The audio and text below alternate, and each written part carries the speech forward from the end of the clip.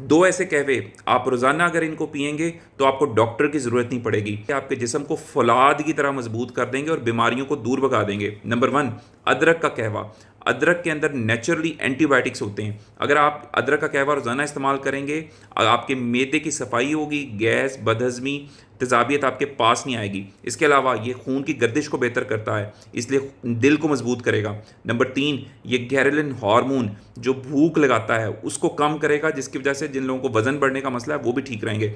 Number दो, moringa का कहवा। आप रोज़ाना मोरिंगा का अगर कहवा पिएंगे तो आपकी नज़र बहुत तेज़ होगी, क्योंकि इसके अंदर विटामिन ए गाजर से ज़्यादा है, इसके अंदर कैल्शियम दूध से ज़्यादा है, आपकी हड्डियाँ मजबूत रहेंगी। इसके अलावा ये तेज़ी से चर्बी को पिघलाता है। शुगर के मरीजों के लिए एक नेमत है, अगर आप रोज़ाना ये कहवा पिएंगे तो आपकी शुगर लेवल ठीक रहेगा।